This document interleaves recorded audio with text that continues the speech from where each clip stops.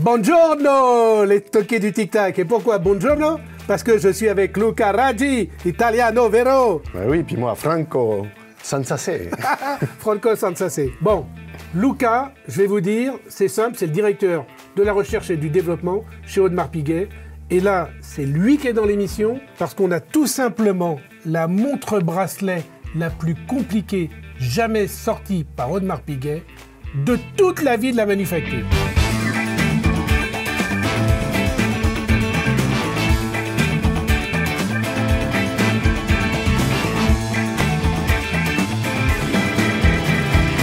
Voilà, elle est inspirée d'une montre qui est au musée, qui s'appelle l'Universel. Voilà, exactement, une montre de 1899, au centre du musée, une grosse montre de poche. Il faut y aller au musée. Vous prenez rendez-vous. Pour ceux qui veulent avoir un petit aperçu, je vous mets l'affiche. Quand on a fait l'émission sur l'anniversaire de la Royal Oak, il y a une partie dans le musée. Donc là, on est sur la montre universelle. Sono francese, non capisco italiano. So, c'est la montre des superlativos. Il y a tous les superlatifs dedans. Tout ce qu'on a mis dedans, on voulait aussi la mettre dans une montre qui est portable. 42 mm de diamètre, 15 mm et demi d'épaisseur. Ça, c'est hyper important. Parce que toutes les manufactures ont fait des montres très compliquées, avec des millions de complications, enfin des millions, des dizaines de complications à l'intérieur. Je me souviens notamment d'une très belle Vacheron Constantin à la Tour de Lille, qui avait beaucoup de complications, 16 complications, mais elle était importable, c'était une patate, elle était grosse comme ça. Parce que là, tu vas m'expliquer comment, en ne rajoutant qu'un seul millimètre au diamètre de la boîte de 41 mm de la 1159, comment tu as réussi à mettre tout ce qu'il y a dedans. 40 fonctions au total, 23 complications et 17 dispositifs techniques qui viennent en fait aider à l'ergonomie de manipulation de la montre. Et tu as mis tout ça dans 42 mm de diamètre. C'est un exploit technique majeur. Maintenant, on va rentrer dans le détail et tu vas nous parler un peu de cette bête mécanique, de cette belle mécanique, et tu vas nous dire un peu tout ce qu'il y a dedans et tout ce qu'elle fait. J'ose même plus y toucher, c'est toi qui dis.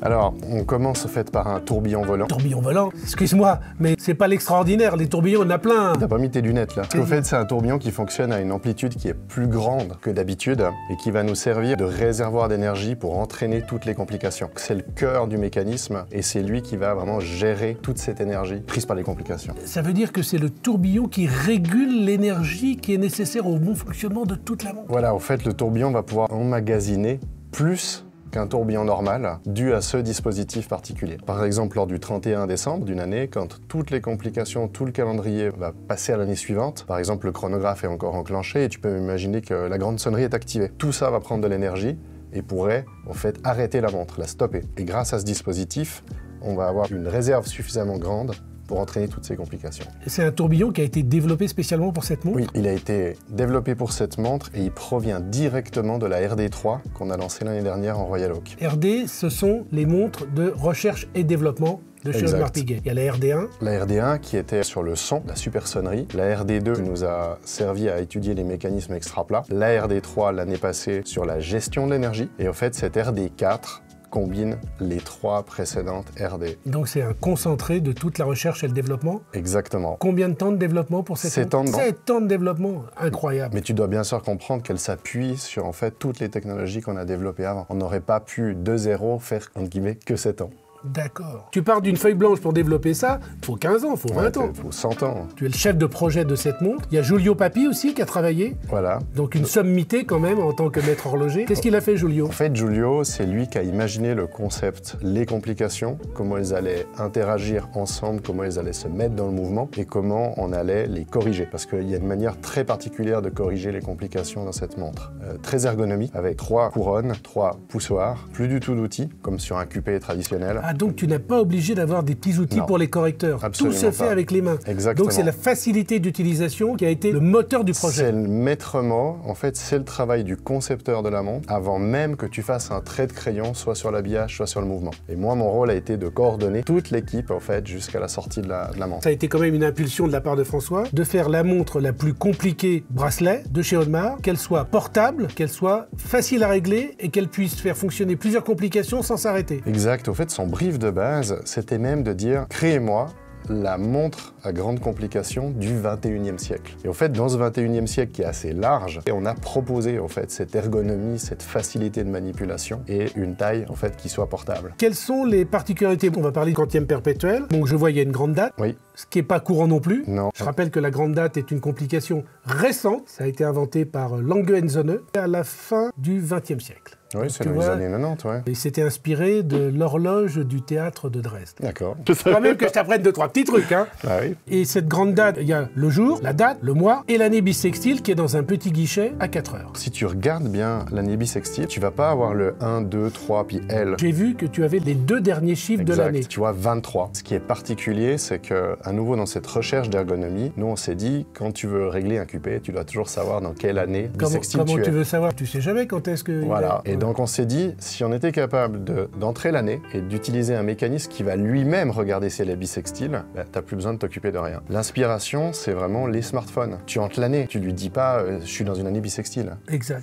Est-ce qu'il y a le même problème sur ce QP, problème auquel je me suis heurté moi avec un autre QP qui affiche l'année en 4? Carrément, tu as toute l'année entière avec les 4 chiffres. C'est le QP IWC qui serait que par une seule couronne. Si jamais tu passes dans un sens et que tu dépasses, c'est mort. Tu es obligé de laisser poser ta montre, qu'elle s'arrête. C'est un réglage de folie. Est-ce que là, si tu te trompes, tu passes à 24, tu peux revenir en arrière? Tu peux revenir en arrière c'est pour formidable. les mois. Je prends un exemple, hein, tu es en janvier 23, tu reviens en arrière, tu passes à décembre 22, Ouais. tu peux aller dans les deux sens, Et là, ça le fait? ça va le faire. Et tu peux également le faire avec la date. Tu es le 25 Ouais. aujourd'hui, ok, tu te trompes, tu passes à 26, tu peux revenir à 25. La correction que tu peux pas faire, c'est de passer de 31 à 1 ou de 1 à 31. D'accord. Mais en fait, tu t'en fiches parce que dans le mois, tu peux naviguer librement. Tu as mis plein de dispositifs anti-casse. Ces fameux dispositifs qui, avec un mauvais réglage, font « Ah merde !» et puis c'est pété et ça part un an. Exactement. Le but, si tu veux, c'était vraiment de réduire le stress de l'utilisateur. On s'aperçoit quand même que les gens qui ont des QP ont souvent peur, alors d'une part par le petit Bien outil, sûr. hein, et de l'autre part, ils ont toujours peur de régler à la mauvaise date. Donc là, le QP, il est très simple d'utilisation. Et très intuitif en fait. Ouais. Qu'est-ce que tu as d'autre comme complication? Alors il y a un truc, franchement, j'en ai pas beaucoup vu, c'est quand même ce chrono flyback rattrapant. Oui, correct. C'est pas quelque chose qu'on voit tous les jours. Le flyback permet au fait, avec une seule pression, de remettre le chrono à 0 et de le redémarrer pour pas perdre du temps en faisant stop, reset et restart. C'était pour les pilotes, tu sais, quand ils tirassaient les caps. Exactement.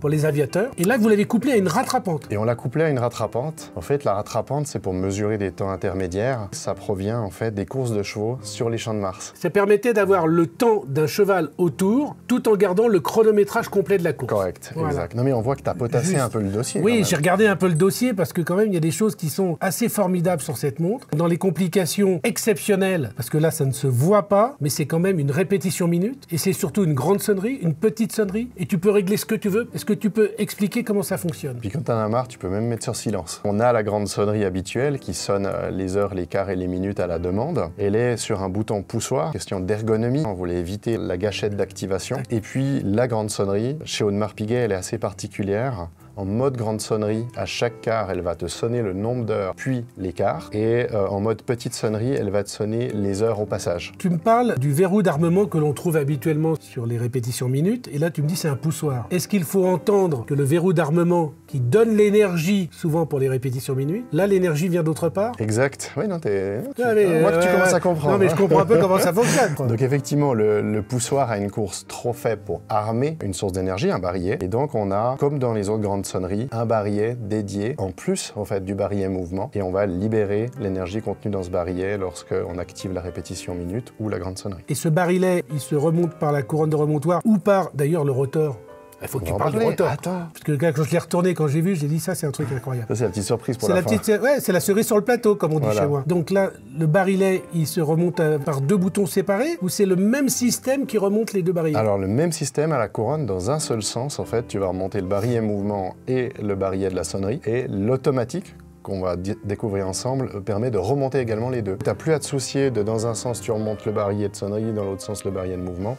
Et ça remonte dans les 2 sens? Le rotor dans les deux sens. Ah, j'ai cru que Non. je t'avais... Ah, je me suis dit, ça y est, super, j'ai trouvé un truc. Bon, on va essayer quand même de lui trouver un défaut. Est-ce que tu peux ouvrir le fond? Comment tu appelles ça, toi, un Alors fond? moi j'appelle ça un fond secret. Lui, il appelle ça un fond secret, et moi, j'appelle ça un fond officier. C'est un fond officier secret. D'accord. Et le voici. Donc, vous voyez, là, ça ouvre, et je crois que tu as une membrane spéciale pour faire sonner la montre. Tu peux m'expliquer ça? Oui, alors c'est le système super sonnerie qu'on avait présenté dans notre RD1 en 2015. Au lieu de fixer les timbres à la platine, lorsque tu frappes tes timbres, les timbres vibrent. Et le son que tu entends, c'est pas la vibration du timbre dans l'air, c'est au fait la platine qui résonne. Et cette platine, tu peux facilement comprendre qu'elle va être différente selon la complication, si elle a des trous ou pas, elle est rigide, elle est petite, elle est grande, etc. Donc là, tu te soustrais de ce problème-là. Exactement. Il y a deux choses. Je les attache sur ce que nous, on a appelé une table d'harmonie. Et elle va être choisie en termes de matériaux, en termes de géométrie, d'épaisseur, pour résonner le son. Le deuxième avantage, c'est qu'elle va faire l'étanchéité. Donc cette montre, non seulement elle va sonner plus fort et plus précisément parce qu'elle va avoir une table d'harmonie dédiée pour elle, mais en plus elle va être étanche. Tu peux nous la faire sonner parce que je crois qu'en plus elle sonne bien. Elle sonne même mieux quand elle est portée au poignet. Alors vous savez, ça c'est un peu exceptionnel. Habituellement, quand on va dans une manufacture, ils la posent sur des caisses de résonance. Oui. Ce que les gens font lors des démonstrations, c'est qu'ils créent en fait une table d'harmonie. Et nous, elle est embarquée. Et donc si tu voulais l'amplifier avec un bout de bois, tu devrais ouvrir le fond, coller le bois à la glace saphir. Et là, tu aurais cet effet. Pourquoi on fait ça? Parce que quand tu portes la montre, la table d'harmonie va vibrer. Si tu la mets à ton poignet, tu vas amortir le son. Donc en ayant le double fond d'officier secret, on isole la vibration. Mais c'est pas la haute horlogerie là, c'est la très haute horlogerie. Donc voilà, je vais l'activer. Elle sonne fort, hein. Vous la laissez à votre poignet la nuit, mais ça vous réveille tout de suite. D'où le mode silence. Oui, elle sonne vraiment très fort. Hein. Qu'est-ce qu'on peut dire d'autre sur cette montre? Parce qu'il y a 1000 choses à dire. Je te suggère qu'on parle au fait de la rattrapante. Quand on voit le calibre derrière, puis surtout la masse oscillante. Il faut comprendre que quand on construit un calibre, on le construit souvent par couches fonctionnelles. Le chrono, la rattrapante, la masse. On voulait faire une montre qui n'était pas trop épaisse. On a le bloc automatique avec un roulement à billes au centre. Est-ce qu'on pourrait l'élargir, créer un trou au centre et venir loger la rattrapante? Et ça traverse la masse? Exactement. Et donc, au fait, je gagne un niveau puisque sur une seule couche, j'ai la masse, l'automatique et la rattrapante. Je perds le pouvoir remontant de la masse. Donc, qu'est-ce qu'il fallait faire? Trouver un matériau plus lourd. Tu l'as mis en platine? Exactement. Vous savez pourquoi j'ai dit ça? J'ai engagé. Tu sais pourquoi il m'a fait penser à ça? C'est parce que les micro-rotors, souvent ils les mettent en platine parce qu'ils sont tout petits pour qu'ils aient une belle efficience. Bon, c'est juste top. Hein. Elle est quand même lourde, mais pas trop. Non, elle fait 180 grammes, 182 pour être exact. Et puis tu vois, ce qui est super avec cette rattrapante au centre de la masse, c'est que finalement elle reprend un petit peu la chorégraphie des montres de poche anciennes, puisque les montres étaient toutes manuelles. Oui. Et donc tu voyais vraiment ces pinces de rattrapante. Ce qui est souvent l'avantage d'ailleurs d'une masse périphérique. Mais là, la masse périphérique, elle n'était pas assez efficiente pour remonter tout ça. Et surtout, elle aurait pris du diamètre dans la boîte. Et nous, on l'a appelée masse semi-périphérique. Extraordinaire. Qu'est-ce que l'on peut dire d'autre sur cette montre? Je suis absolument subjugué parce que j'ose même pas fermer votre truc officier, j'ai peur de... Tu peux y aller, tu vas même entendre un petit clic sur lequel on a travaillé pour te confirmer qu'elle est fermée. Attention, silence. Et voilà. L'ai-je bien fait? Alors il y a la phase de lune qui est très particulière. Ben, oui, alors la phase de lune, et puis aussi, on l'oubliait, le QP, on a le réglé que dans 400 ans. Exactement. Alors qu'habituellement, c'est plutôt on devrait régler en 2100. Alors que c'est en 2400 là? Oui, l'année 2100 n'est pas bissextile et un quantième perpétuel normal ne contient pas la règle qui lui permet de faire juste en 2100. Celle-ci, on a introduit cette règle. En revanche, en 2400, elle est nouveau bissextile. Et là, on doit avouer qu'on n'avait plus la place parce que le tourbillon, on n'avait pas prévu de le mettre au début. Ah, le tourbillon est venu se rajouter. Après. Et la grande sonnerie également. Ils sont malades. Ils avaient prévu de faire un truc, ils ont dit, ah, on va rajouter un tourbillon. Puis on t'a dit, ah ben t'es con, pourquoi tu rajoutes pas une grande sonnerie? Ça s'est vraiment passé comme ça. Ça, c'est quand même très marrant. Quelles sont la plus petite chose qui vous a emmerdé le plus? Tu sais, quand tu développes un calibre, tu te dis, oh là là, ça va nous prendre la tête, ça va être le machin, ça. Tu vois, par exemple, t'appelles ça des super couronnes. Oui. Pour moi, les super couronnes, c'est juste des boutons de monopoussoir, tu vois. Oui, juste, oui. Sauf que celles-ci, elles sont tellement compliquées qu'on a réussi à poser un brevet pour chacune des deux. Ça a dû vous prendre la tête. Quelle règle quoi, ces super couronnes? La super couronne à 2 heures, c'est à la fois le start et le stop du chrono, mais également le sélecteur du mode de sonnerie. Tu peux le tourner sur lui-même. Silence, petite sonnerie, grande sonnerie. Je te disais qu'on avait décidé de mettre la grande sonnerie après coup. On s'est retrouvé un petit peu embêté. Le sélecteur était au même endroit que le poussoir de chrono. Et c'est ce qui nous a poussé à développer cette super couronne. Oh. Et j'ai peut-être trouvé un truc. Ensuite... Attends, alors là, j'ai trouvé un truc, là, je te coupe, là. Donc, tu as un sélecteur. Est-ce que sur ce sélecteur, il y a quelque part où on indique dans quel mode on est ou pas? Oui, en fait... Merde, je pensais qu'il n'y avait pas. Alors, Je pensais qu'il n'y avait pas. tu vois, c'est le compromis entre l'esthétique cadran que tu vas absolument pas altérer et puis l'ergonomie dont on a parlé avant. Et tu vas voir que sur chacune des couronnes et des poussoirs, on a la fonction qui est gravée et également le mode de sélection. Bon, d'accord. Je l'aurai un jour. Non, mais Je tu vas l'aurai. réussir, c'est qu'une question de temps. Donc là, tu as des brevets sur ces super couronnes. Et la couronne à 4 heures, elle te permet quoi? La couronne à 4 heures me permet de resetter le chronographe Ouais. ou d'effectuer la fonction flyback. Quand le chrono est déclenché, en appuyant ici, Exact. le flyback revient à 0 et repart automatiquement. Exactement. La rattrapante, elle est coaxiale à la couronne principale. D'accord. Donc là, elle reprend, entre guillemets, traditionnellement, où il y a la fonction monopoussoir. Exact. Vous vous rendez compte un petit peu de la complexité du truc? Oui, parce qu'en plus, vous l'avez faite aussi pour qu'elle ne soit pas fragile. Ça a été un des enjeux majeurs, c'est qu'elle soit portable, qu'elle ait quand même une capacité de solidité et de résistance. On a mis en fait les mêmes critères de solidité et de résistance que les montres habituelles de série. Ce qui est dingo, hein, parce que les grandes complications, les gens ont peur de les porter, parce qu'ils ont peur de les Ouais. abîmer. Puis là, on retrouve évidemment de profil le vert avec la double courbure très spécifique de la 1159. 1159 qui est une des collections quand même très plébiscitées chez Audemars Piguet. Notamment, vous avez vu, j'espère, l'émission de la Star Wheel. Je vous mets l'affiche, regardez le profilage et tout, c'est vraiment sublime. Quoi d'autre? Tu me demandais en fait quels étaient les points un peu difficiles. Ah oui, quelle est la fonction d'Oliprane? Le poussoir 4 heures, il est pas mal. La plus grosse prise de tête, c'est le poussoir qui est là. Puis la gestion d'énergie, donc barrière. Les doubles Ouais. barrières, Ouais. bah oui, évidemment. Il y a d'autres aspects qui sont pas techniques. C'est les fameux dispositifs dont tu parles qui ne sont pas considérés comme des complications, Exact. mais qui ont été très très durs à mettre au point. C'est des fonctions qu'on considère pas comme complications, mais qui sont en fait des complications ergonomiques si la catégorie existait, et qui vont aider aux manipulations. C'est des couches supplémentaires qui vont rendre les manipulations plus faciles. La proéminence d'un poussoir, sa surface pour appuyer, des choses comme ça. Voilà, ou même des bascules, des leviers, des cames supplémentaires qui vont te permettre de faire ces corrections, par exemple dans un sens ou dans l'autre sens de la date. Et toujours avec une pression pas trop forte, mais aussi une pression quand même pour pas que ça se dérègle sans qu'on le veuille. Voilà, et agréable et équilibré. Il y a plusieurs configurations sur ce modèle. Il y a le cadran plein, puis il y a une version squelette Exact. qui coûte un tout petit peu plus cher que celle-là. Elle vaut 10% de plus. Voilà. La différence de prix, c'est 150 000 €. Je vous dis pas le prix de la montre, mais